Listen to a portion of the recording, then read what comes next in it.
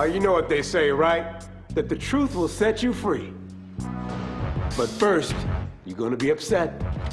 There are gonna be some things said in this movie that will upset some people. Truth said to your face that you don't usually hear. And the brothers telling you that truth, they already got their boardroom hustle on, their street hustle. They're making money, they're bringing the A game. They're just trying to see that you can bring yours. The truth is, about 75% of white kids graduate with their high school class. For Asian kids, the number goes up a little bit to 77%. And for African American kids, the number goes down to 50%. That's right, we have a 50% dropout rate, and it's mostly young brothers.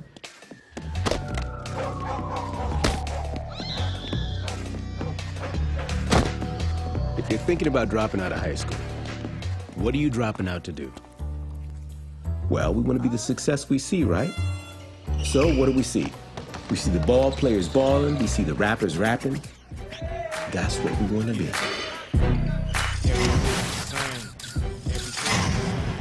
Tell me, man, a lot of brothers come up and think, oh, I could just jump into the hip-hop game. What do you say to them? You know, everything is easy once you take the time to learn how to do it. Whatever game you want to get into, G-A-M-E, then, you know, you have to learn it. And then after learning it, you got to try to master it, or you got to try to bring your talents out through the structure of what the game is all about. A lot of cats that come up to me and say that they thinking about dropping out of high school to get in the rap game. I just plead with them to you know, don't make that mistake. You know, it isn't as easy as you think it is. They see these glamorous lifestyles. They think that these people somehow were lucky. There's so many people that have the dream to become a successful entertainer. The window of people who actually make it is very, very small. Only like 1 in a million are able to achieve that dream. I do a lot of workshops with black boys and Latino boys around the country, and these young brothers, all they aspire to be is 3 things: be a rapper, a ball player, or a hustler.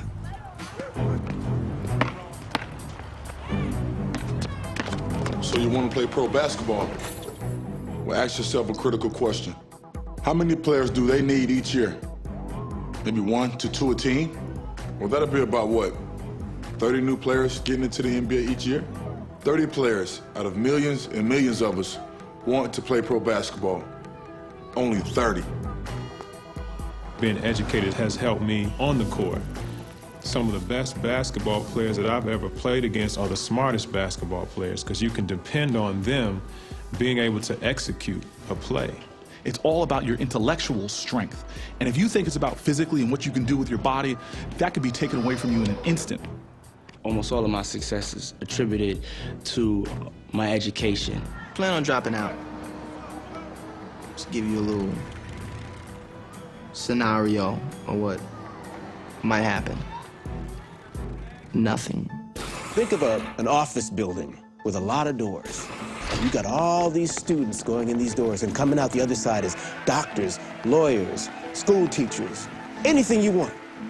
Now imagine there's only 2 doors, that same building, and one says rapper and one says ball player. And now you got all of us, all the brothers, running for those 2 doors. So imagine everybody else is shooting at a really big target, and we're shooting at a little narrow target. And our target has a timer on it. If we don't get through the doors by the time we're 30, it's game over.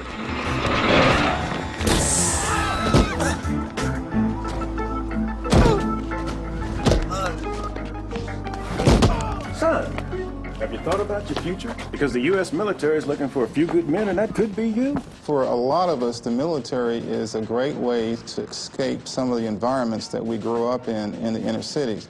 And the greatest thing the military offers, I think, is an equal playing field. The downside of joining the military is we are at war right now, and it's a very dangerous war.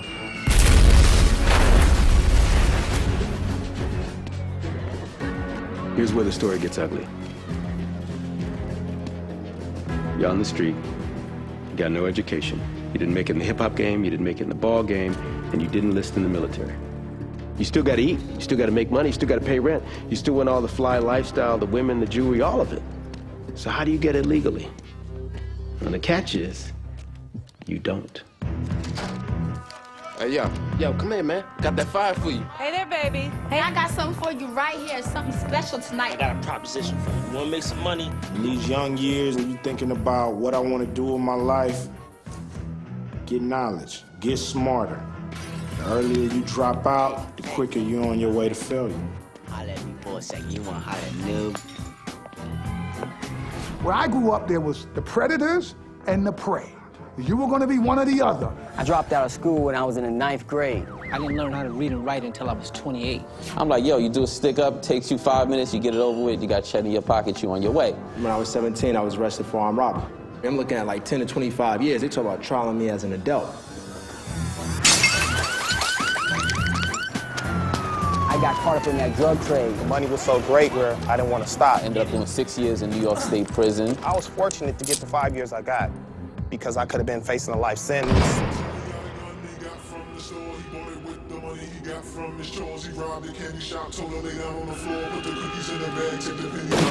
Little Alex got a gun he took from his dad that he snuck into school in his black book bag, his black nail polish, black boots, and black hair. If you do not have a good education, you will not get a good job.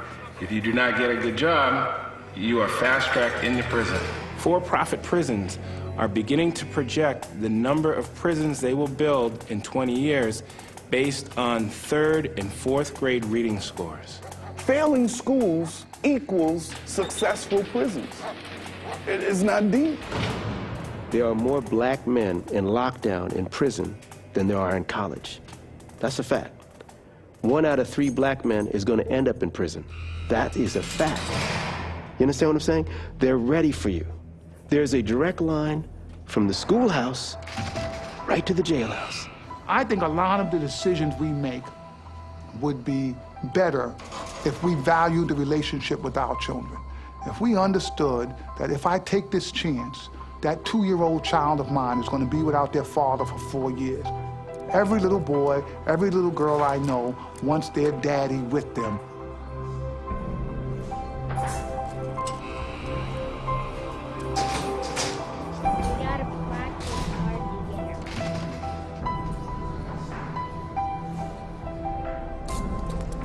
You're not the only one doing time. You have children, your children are doing time. Their mom only could do so much. And when she's at work and you're away in prison, I mean, the streets is gonna raise them. You gotta pimp the system. You can't let the system pimp you. The system wants you to drop out. The system wants you to be a criminal because they can make money from you in the penitentiary.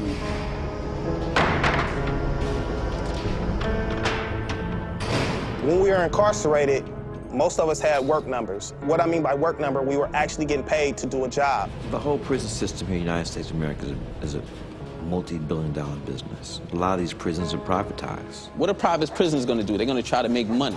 You know, that's what they're all about, how much money they can make so that their stocks could go up. Somebody's got to make those bulletproof vests. Somebody has got to make those electrical wires. Somebody's got to make that stuff. So why not you? They allow companies to come in and use the labor, cheap labor, because when you're in prison, people in prison get paid like $15 every 2 weeks. So if you're sitting there thinking you can't have a regular minimum wage job out here in the street, think about that for a minute. Why were African Americans brought to America? You know the answer. We weren't brought here to run for president. We weren't brought here to be lawyers or doctors, even ball players. We were brought here to be slaves. That's right, that's the truth. We were brought here as cheap labor to work the cotton fields. Now flash forward 400 years. Cheap labor is being outsourced to foreign countries, so they don't need us the same way. If you get a